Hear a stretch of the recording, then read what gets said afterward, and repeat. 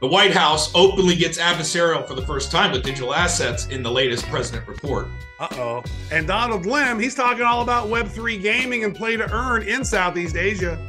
You're getting crazy with Kyber, the AI tool. Can't wait to see that.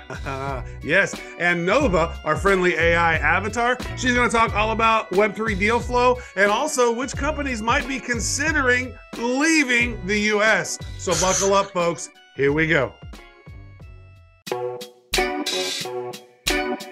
Yeah, here we go, it's the Web3 show. Before you know, it will be Web 4, then Web 5, Web 6, Web 7. But now it's Web 3, so let's all go to heaven on a podcast here. This ish is the best. Learn and laugh with Travis and listen to Chris. Donna Lim's in the house with Verity and Nova, talking about AI to help you get over. Yeah, like I said, it's the Web3 show. Now you know what you didn't, so let's freaking go. Welcome back to another Web3 Wednesday here on FinTech TV. Web3 show, Travis Wright. It's me. I'm a little bit weary because I just lifted and then also tried to read this 513-page behemoth.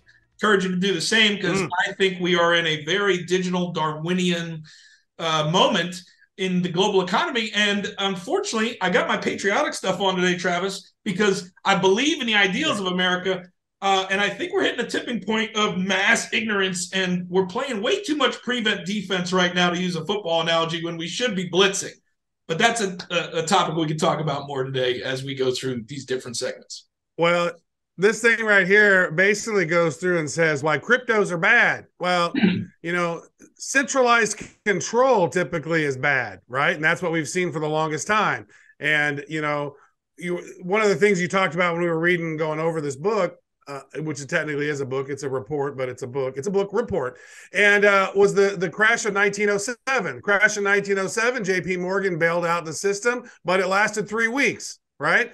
Then the next big depression, Great Depression, in the 30s and 40s, lasted a decade, right? So you went from 3 weeks having a crisis to a crisis that lasted a decade. Who did that benefit? Didn't benefit the people, right? And so that's what's interesting about this is crypto frees up people, right? And if not, we're going to have this worst scenario of this hyper capitalism that's crony capitalism, and there's these haves and the have-nots. So crypto is kind of the thing that can allow you to level the playing field a bit.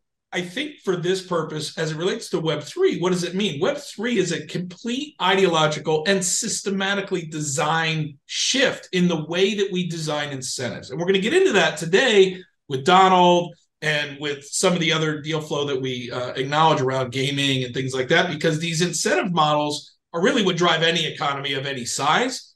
And as people are fighting over which slice of the pie they're going to have in the future as we move towards some form of next world order here, I think the innovators and the people tuning into this show that are just building stuff need to focus on what are the incentive models that ultimately are going to scale, because the network effects will create a tipping point where there's a winner take all. And hopefully that winner take all will give us more prosperity at a broader level than what we currently see, and more stability than we have, because that's what we're all seeking. I would say this, if you want to hear more words from Chris Snook, we actually interviewed him on the latest Bad Crypto episode. You can go to badco.in/675 as we talk about that next world order. Chris, this is good stuff. If you guys, that was a lot of fun, by the way. Always fun with you. Always good. Fun. And if you want to have more fun, you can go read that document right there that you're holding, right? Really and if you don't want to read it, you can just work on your biceps by lifting it. And that's another option. Travis, I'm surprised you printed that damn thing out. Just why didn't you put it on like in a Kindle or something? Because it doesn't have the same effect. It's much more visually appealing when you see how thick it is. Now you got to buy a new ink cartridge, though. Speaking of thick, let's go to your wizardry segment, because we're going to get deep and thick with all things. Oh, look at you. You're already there. Kyber this week. Well, people are curious about this. How have I made these things? And that's what this episode right here is going to go into. Welcome to the Web3 Wizard. This week, we're going to talk about a tool called Kyber. Look all around me. You see this cool background? Yeah, I didn't painstakingly take time to do this. I actually created an image, put it into Kyber, and it did this. Check this out. What is going on? Here we are. This is Kyber. So this website right here can allow you to do a lot of cool stuff. So first of all, when you log in and you want to go to this website, bit.ly, bit.ly/Kyber AI. There's a link for it right here. Click on that and you can sign up for this little page right here. Now what's cool is what you do is you go through, you add an image to this bad boy, and then you tell it what you want it to do. It'll make you a video.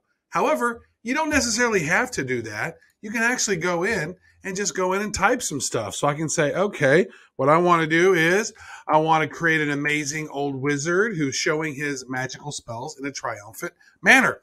So you can either upload an image and use that, or you can type in your own. So we're going to type this in. I'm going to say, you know what? I want this in the style of steampunk.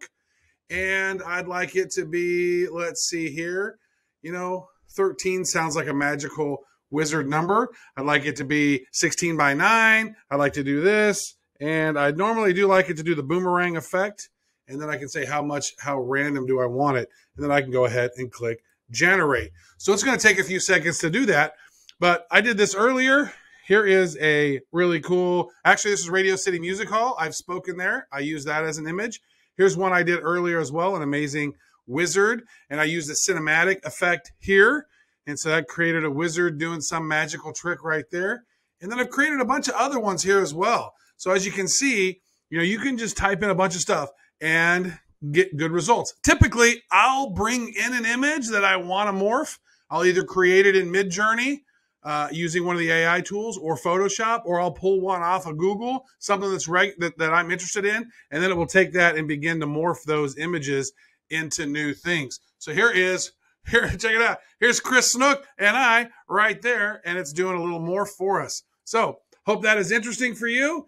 Just going to quick show you what's going on. This tool is pretty amazing. So there you have it. You can do all kinds of really cool things with Kyber, and that's just one of over 1,000 really interesting AI tools that are out there, and we'll be covering them more. But until then, I'm out. Man, I'll tell you what, I don't know if I'm going to have a seizure or spend the next 5 hours playing with that. But that was really awesome, Travis. Thanks for, again, showing us what's possible, inspiring us with new ideas and imagination.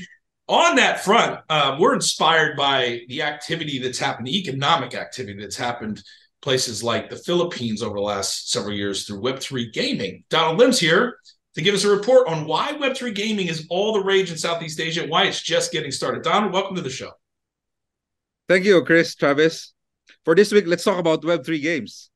All the big gaming companies in Asia are talking about Web3 and NFTs. But why do you think gamers in Asia are more willing to try playing the NFTs and play-to-earn models than those in the US? For example, Axie Infinity, the digital pet battling game similar to Pokemon and backed by billionaire Mark Cuban, which gained popularity in the Philippines during COVID. As you know, a lot of the workers here lost their jobs and spent more time at home, and they turned to this play-to-earn game. We had around 2 million monthly active users, and 14% are really coming from the Philippines. The thing is, a lot of the players that earned cryptocurrency to support their families have also left thousands in debt because it required upfront purchase of the NFT to participate. So that's the piece we don't hear a lot about. So I guess look at the market now and tell us, was play to earn, was that a good thing net, or was it potentially a negative thing in the short run for those? Well, for the first 8 months, the SLP, the NFT actually rose from like 1 pesos, which is 1 pesos, to around, let's say, 18 pesos, so 18 times.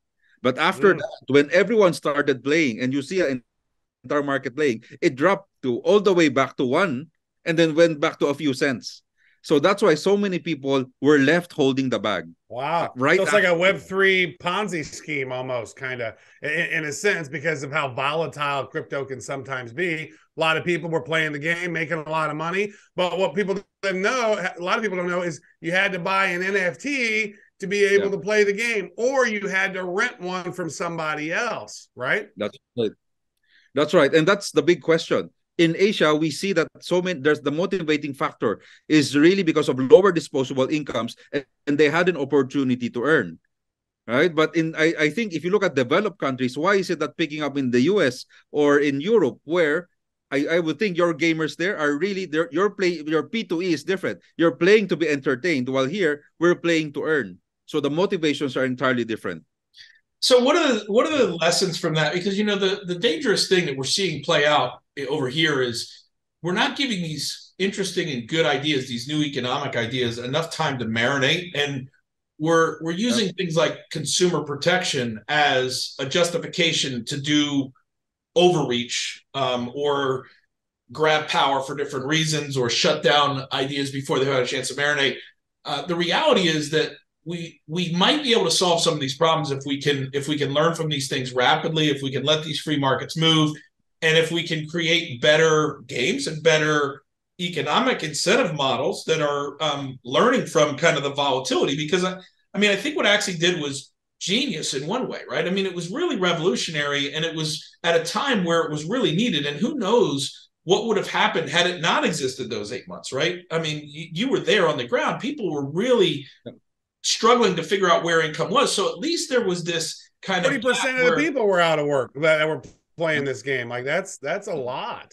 And it onboarded it onboarded millions of people that would not normally be onboarded into anything digital. I mean, it skewed into the 40s and 50-year-old brackets. It wasn't just kids. Yeah, so many people were left out of the job during COVID. So this was really their means of livelihood and income. The thing is, while it grew 18 times, after 6 to 8 months, it fell back to the 1 peso level. And that's why so many people were left holding the bag. They were buying it at a very high price. They thought it would go up, but it actually went down, and people were still holding on. Even up to today, 2 years after, some people were still holding on to the NFT. Right. Well, crypto goes up, folks. Crypto goes down. That's the nature of the game. And, they were able to make a livelihood for a while. But one thing I think that is interesting about this, Donald, is the fact that these play-to-earn games in the Philippines and in Southeast Asia onboarded so many people to having a Web3 and crypto wallet. That's right. Yeah, we're one of the top NFT markets in the world, top wallets in the world in terms of percentage of population, right? And I think that's one of the big challenge. The problem here is that if this would have been successful, if the NFT was linked to a utility, if it can be used actually in real life, rather just exchanging it from NFT to a crypto to a crypto value. Yeah. So is that slow kind of rise in value, Chris? Could be so interesting. to that point, somehow built that in. Yeah. So to that point, Donald, you mentioned in the beginning that Web3 gaming companies were kind of investing heavily in that market now on the heels of this. And Axie was kind of like the first mover and unlocked this kind of new potential of play to earn. What do you see the new companies doing, and who should we keep our eyes on now? Like, what are they doing to kind of bring the best of that and also solve some of the issues? Or what's Axie doing to do that?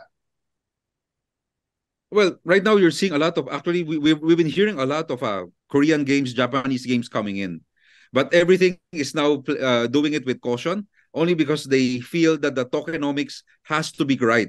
It means that if the NFT is launched and someone has to buy NFT to play, it has to have, in exchange later on, a real life value. For example, you have to partner maybe with a fast food chain or a coffee company here that you can immediately interchange that NFT with as you get more NFT, so that it doesn't go in, it gets inflated, right, out of into space and has no value whatsoever.